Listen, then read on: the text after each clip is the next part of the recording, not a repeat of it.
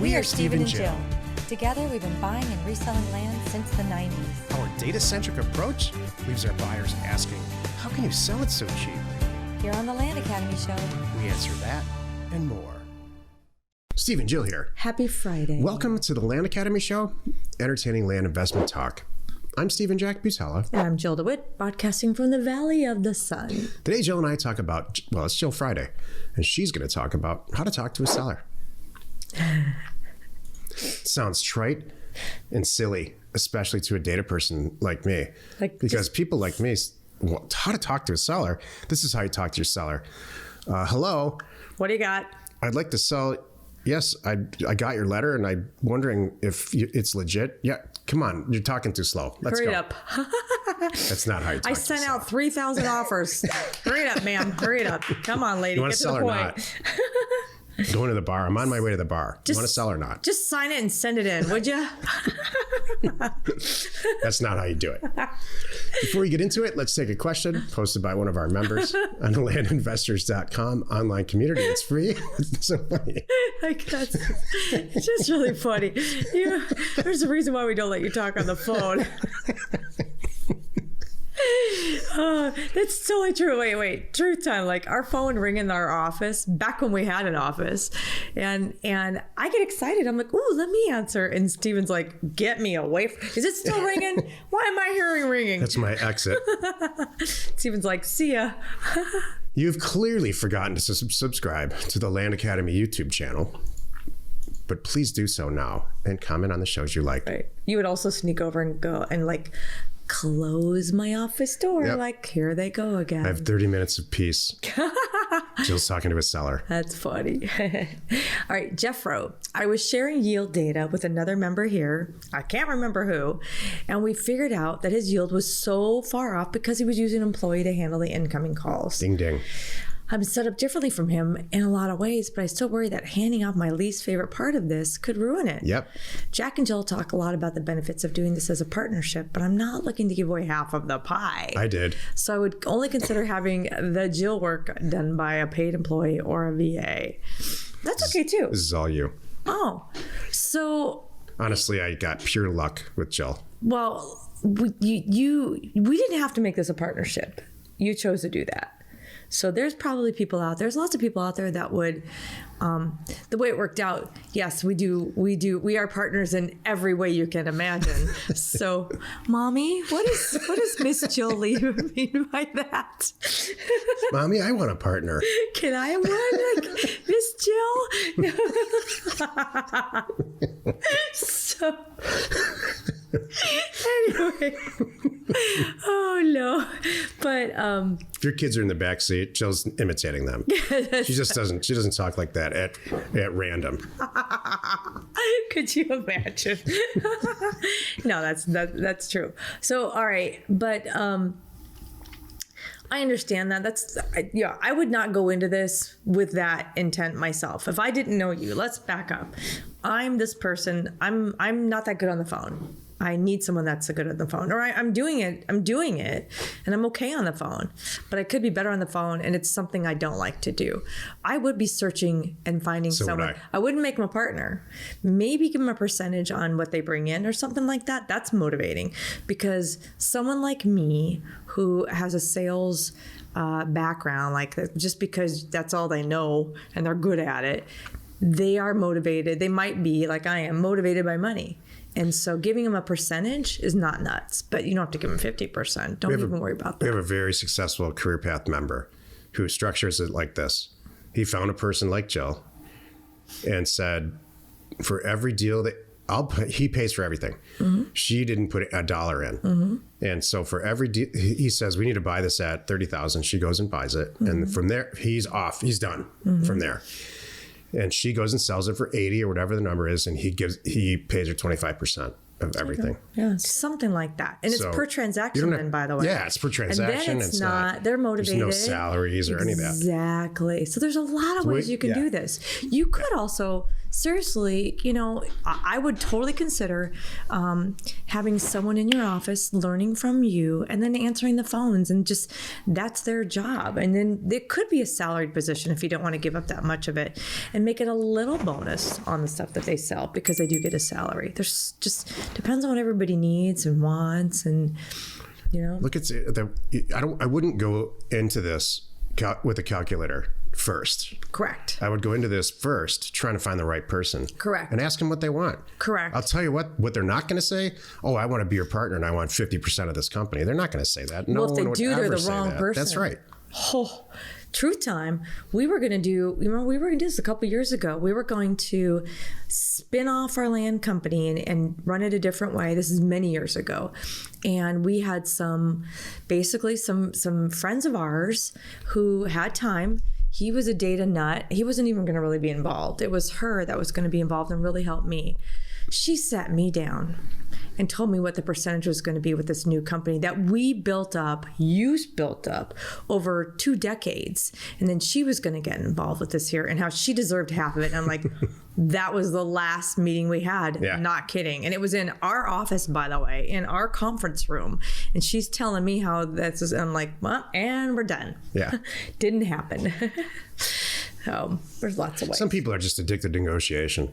They're like, oh, I can get it for more. I have a really good friend. Right. Well, it's a family friend of ours, but the guy, it's a couple, and the guy is he's addicted to negotiation. He's got to get it for $50 less. Oh. He'll walk away. Right. That's just not, and I mean like a motorcycle or something. It's just, I don't like that. That's a little too far gone, because you're trying to get a deal done here. That's the point, and I'm going to talk about in a minute. Today's topic, it's Jill Friday. How to talk to a seller. This is the meat of the show. So that was a good segue, talking about that individual, because they're so stubborn on the price. They're going to walk away from what might be a good deal because they didn't get to the bottom of it. It's just more like they just have something in them to get it. Well, math isn't driving it. No, that's true. It's this lust for negotiation. If it's priced at $500, it's worth $1,000, and you need to get it for $400. That's a personality problem. I know. Why not just pay $500? It's true. So today we're talking about how to talk to a seller, and I'm going to talk about nuances today, and because we have many other shows, and I'll do many more shows about the specifics and the situations and really get detailed. But the bottom line is, you're going to have many different people calling you, and they're motivated by many different reasons as to why they're selling. So, number one, I want you to answer the phone with a good attitude and speak to them like they're your best friend. This is where I lose Steven. Like right now. You don't like that? I pushed my microphone away and sat on my hands. Okay. You don't like that? Jill, just leave me out of it. Okay, got it. I forever talk on Jack Thursday. Just all right. Forget about that I'm here. Okay, I will forget you're here. Just kidding. I'm just kidding. All right. So what, Jill? I answer the phone. There's a different things than going, yep.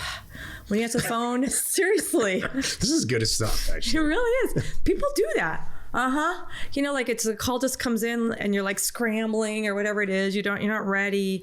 Do your best to be ready. And if you're not ready, have a note. Like I used to carry around a notepad and a pen with me, so I knew I was ready. When the moment I answered, I'd have it right there, so at least I can quickly start writing down the situation.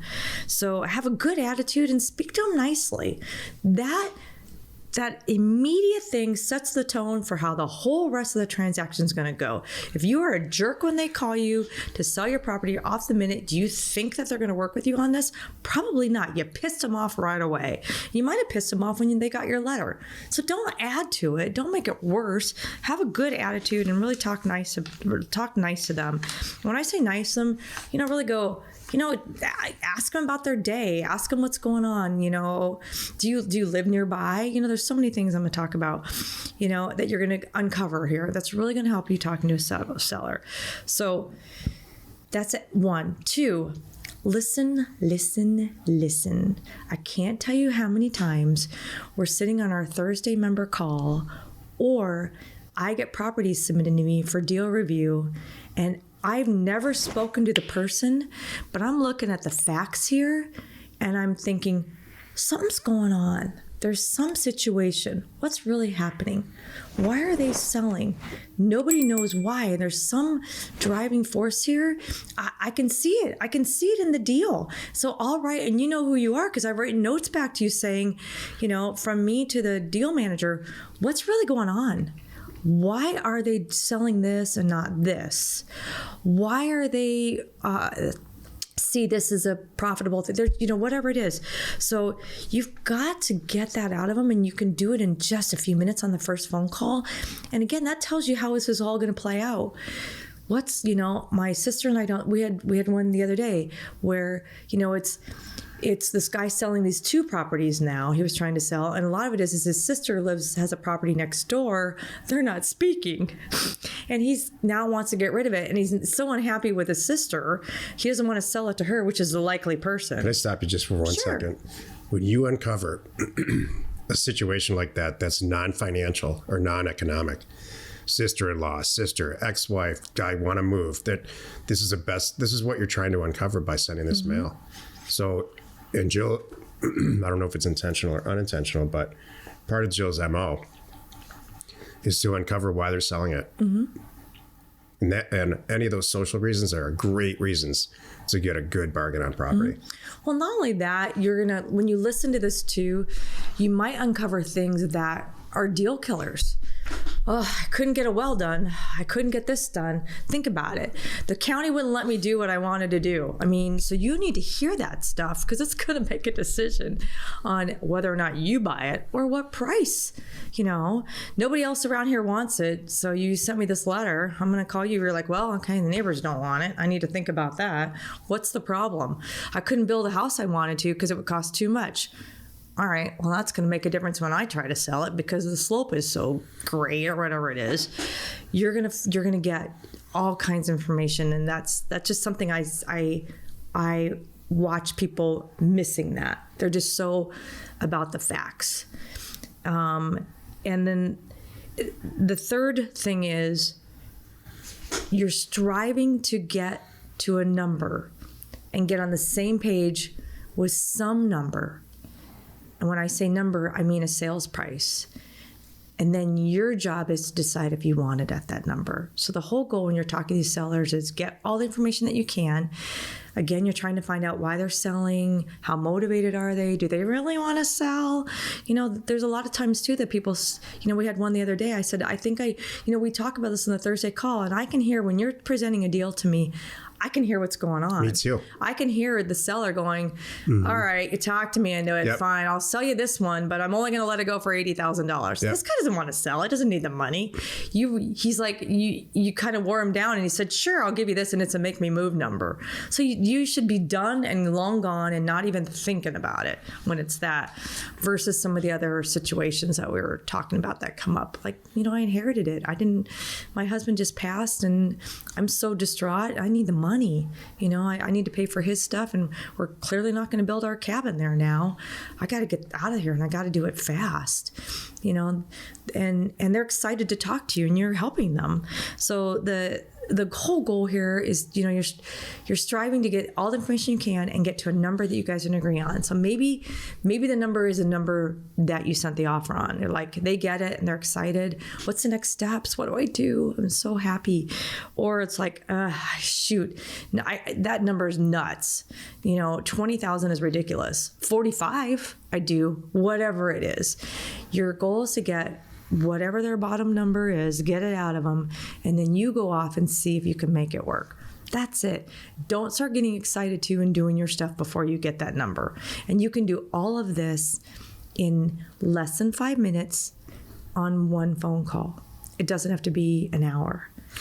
So I have some outsider observations. Ready.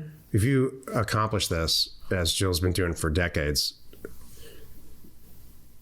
if someone they get another offer during the transaction, or if they have a couple more, they're staring at a couple offers, which it happens, not that often. It happens in the housing, buying and selling houses all the time. There's tons of competition. People are staring at 6 letters. Who do you think they're going to call back? they're going to call Jill back because they want to talk to her, and they're going to take her call when some stuff goes on in the transaction that slightly goes sideways. Then she needs to talk to them about it because they want to talk to her because it's not painful. They're not just waiting for her money. It's actually not painful to talk to her. You do this right. You have a relationship with them. And you guys are now you're in it together. And that's the goal you want. I can't tell you how many times I've had sellers call me because they're confused by escrow, whether it's a house or land. Like, I'll never forget this one lady. She was just so worried about this land deal, or this house deal, actually. It was a house thing. The parents had passed 10 years ago, and the house was sitting for 10 years. You remember this one? Yeah. Great property. And they all just finally decided, the family all finally decided, now let's just get rid of it. Nobody wants it. It's been sitting for 10 years. And they put it up to this one sister. And bless her heart, she was afraid we were going to walk. So, and she would get confused by escrow things. And so I remember one time we were out of town, you know, on a trip at the beach. I'm walking through shops and I have to take this call. You know, I step out of the shop. I'm on the phone with her. It's Friday afternoon. I'm like, don't worry. We are not going anywhere. She's like, they sent me this form. Are we still okay? And I'm like, oh gosh, yes. Don't worry about it.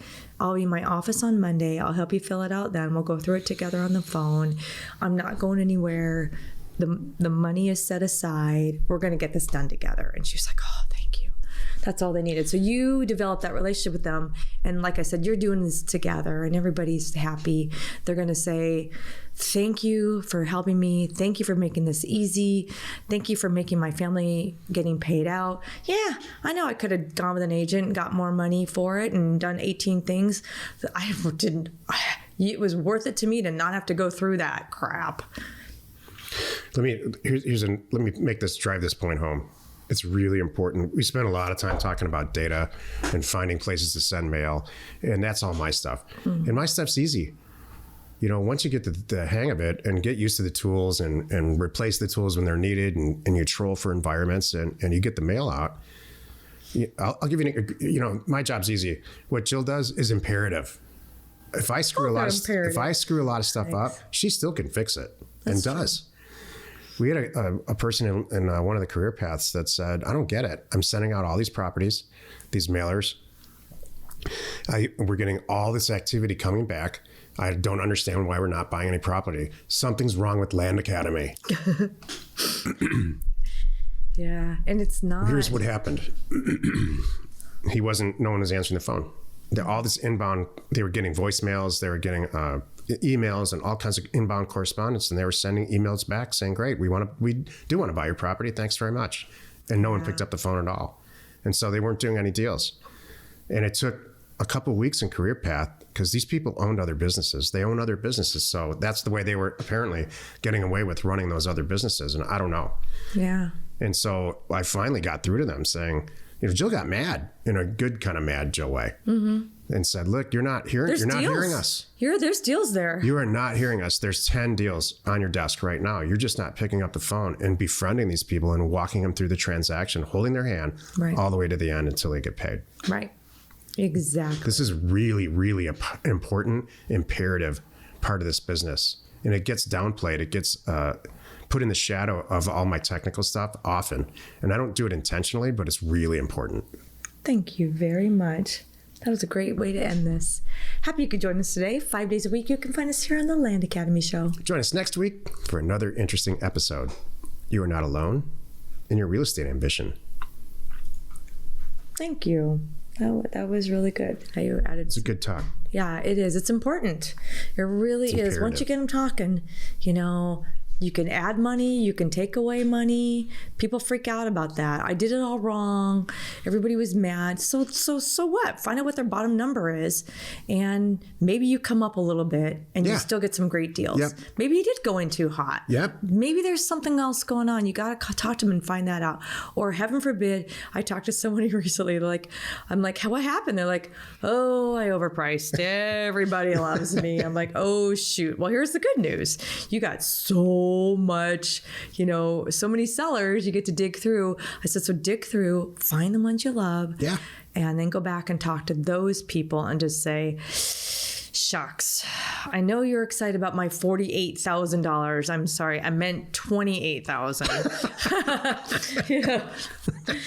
I goofed. Is there any way, like I really like the property, but I can't do 48. And here's why. I screwed it up. It doesn't have the excess I thought. I thought it was closer to this. Yeah. I thought it'd have that. So if you're in it together, they're going to they'll adjust with you. Maybe they shouldn't and probably won't give you exactly what you want, but they're in it with you. There might be still something there. You just have to talk to them and find out.